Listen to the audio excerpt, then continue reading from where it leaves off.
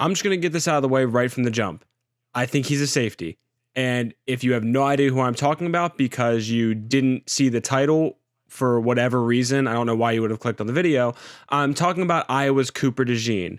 And before people get really, really mad at me because they want to see a white corner, I think he can play corner. I just think his skill set is best maximized at safety. Okay, we got that out of the way.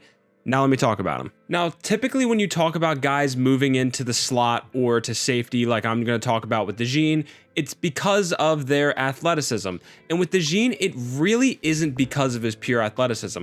The guy is very fast, he's very explosive, and he's pretty strong too. So what is it exactly?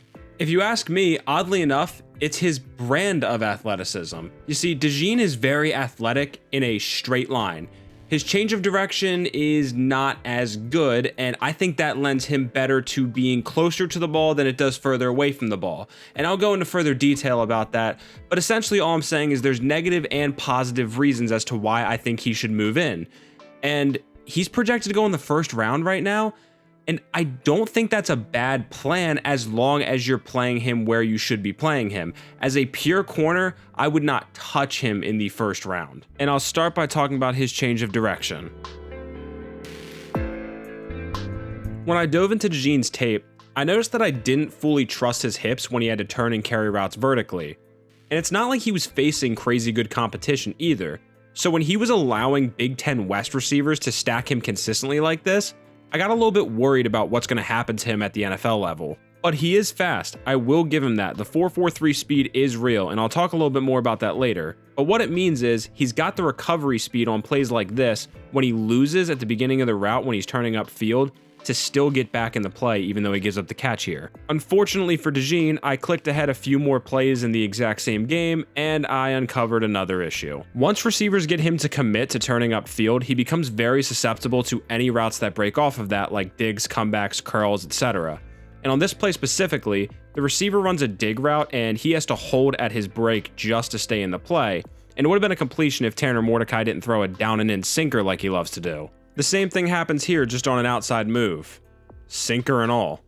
But anyways, it became a pattern that whenever receivers were able to get DeJean to commit to turning in one direction, they were able to beat him by breaking in the other. He frequently lost when he was challenged vertically, and then receivers broke off curls or comebacks, because in my opinion, his change of direction is just mediocre. And this is also why I think he played a decent amount of off coverage, because he doesn't have to turn his hips and run upfield as much if he's playing 10 yards off the receiver. None of this is a deal breaker though. Just last year, we saw Joey Porter Jr. thrive as a rookie with quote-unquote stiff hips. But what made him so good was his physicality and length, and his ability just to manhandle guys by power at the line of scrimmage. But this isn't DeJean's game. He's not a press corner, and Iowa didn't really ask him to be that much. But when they did, he had a tendency to catch the receiver instead of press the receiver. And what I mean by that is he sat on his heels and waited for the receiver to engage with him rather than engaging with the receiver. So this exacerbates the issue that he already has with hip fluidity, and if you look at the other top corners in this class, they just look more fluid when they have to flip and run, and they don't get stacked as easy as DeJean does.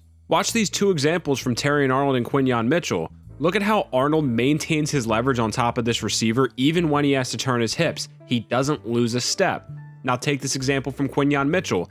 Look at how fast he flips his hips when he has to turn upfield to track this vertical route. So just to summarize everything I've said, DeJean's mediocre change of direction ability is what really gives me pause about him playing corner at the next level. Now you might tell me, hey, you just showed me clips of Terrion Arnold and Quinyon Mitchell playing corner. Those guys are the consensus top 2 corners in this class. So what if Cooper DeJean can't speed turn like them? He can still play corner. And yeah, I agree, Cooper DeJean can still play corner, but I don't know if you're maximizing him or your defense by putting him there. And this is all a long-winded way of saying that I know it sounded pretty negative so far, but I just want to clarify, he is a good player. I just have my doubts about his ability to hold up on the outside enough to justify spending a first-round pick on him and putting him out at corner. Fortunately for DeJean though, I think he's got the skill set to be a kick-ass safety or slot defender. And there's a few things that I've already mentioned that translate very well to this: his closing speed and his tackling, plus his overall physicality. I mentioned his recovery speed on a deep pass earlier, and you can see it again on this play. Watch him catch up to this crosser despite being a step behind to start the play. DeJean's speed is even more apparent when he's coming downhill. Watch him recognize and close on this shallow despite being at about 7 yards of depth.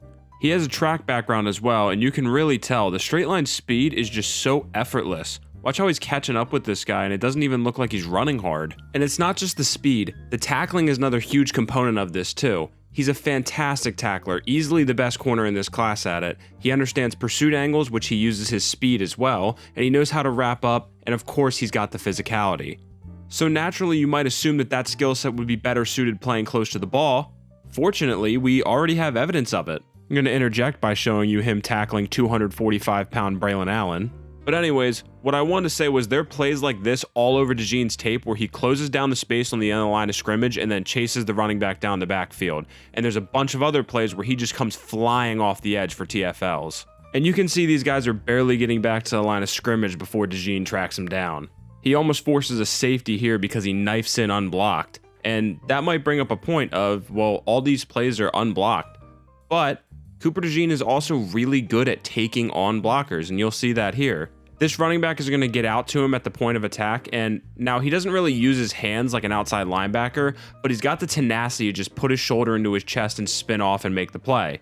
This next rep's going to be even better. You're going to see him use his hands on a pulling lineman and shed him to make this tackle in the backfield. So the evidence is there of him being a slot corner who can be a part of your run fits, and he can also be a safety that rotates down to make plays as well. But what about coverage? So far, I've only really discussed his theoretical upside as a slot corner in coverage, and as Oppenheimer said, theory can only take you so far. But I think I have some evidence of that theory in action.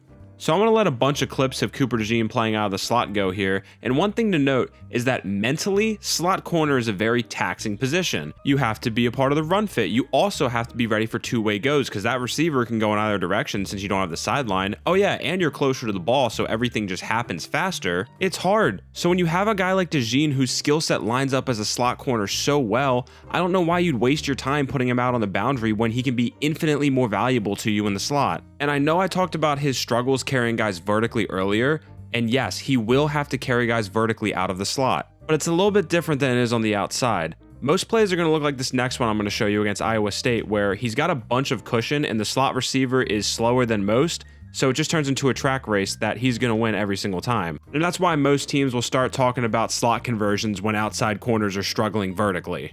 And for DeJean specifically, playing slot and or safety allows him to keep everything in front of him, and that's when his athleticism shines, when he can just plant his back foot and explode in one direction. And I know he was primarily outside, but Cooper DeJean's slot reps at Iowa were a joy to watch.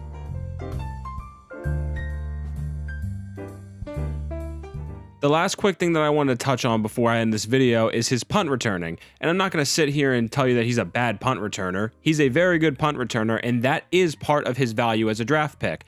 Think Patrick Peterson as a corner who was a great punt returner early in his career. But someone asked me how much value that does truly add, and I think a little, but if DeJean is good enough to justify taking in the first round, he's going to be too good to put on punt returns. Think about Tyreek Hill, or Antonio Brown, or other great players that were punt returners early in their career that could no longer be punt returners after they became so good at their position that the injury risk wasn't worth it. The only example of a first rounder that I can think of where punt returning increased his value was Jalen Reagor, and punt returning and kick returning is keeping him in the league right now. So I don't think that's going to be the case for Cooper DeJean. I think he's going to be far too good for that to be the outcome. So just to kind of put a bow on everything, I like DeJean. I think he's a very good football player. I would take him in the top 32 as long as I'm playing him as a half-field safety or slot corner. I think he can play corner in a pinch, or he could probably play it more than a pinch in a cover 3 heavy defense like Gus Bradley's defense or something like that. But I think that's where I would take him. And if I was a team like Philly and I took him at 22, that's a bit of a reach for me, but I can understand the vision because I think Philly would play him more at safety or slot than they would anywhere else, and he'd be a really impactful football player. So it's a valuable position, and I can't really say much because I think he's great at it, so I can't really judge a team for taking him in the first round and saying that's where we're going to put him. So I'm rambling a little bit, but that's all I really got for the review. So I'm going to keep rambling, but if you want to leave now, by all means, go right ahead. If you're wondering why I'm wearing glasses, it's because I no longer have a ring light, and I am currently staring at my phone's flashlight. And if I didn't wear blue light glasses, I think it would probably be bad news for my eyes. As far as the channel goes, I just wanted to thank you guys who are still here, and I want to thank people who've been watching the videos, because it's been something that I've really enjoyed and that I've always wanted to do, but I never really had the time or willpower to do it, and you guys have given me a reason to do it, so thank you very much. And as for the channel, I want to try and get a mock draft out before the draft, but I mean, it's here, so who knows if that's going to come through. But after the draft, you guys can look forward. I'm going to keep doing these videos. I'll talk about what teams had drafts I like, what teams had drafts I don't, and I'll just talk about players, how they fit, and, you know, we'll just keep pushing stuff out. Keep pushing football stuff out. So thank you guys for watching. Sorry for rambling here at the end, but until next time.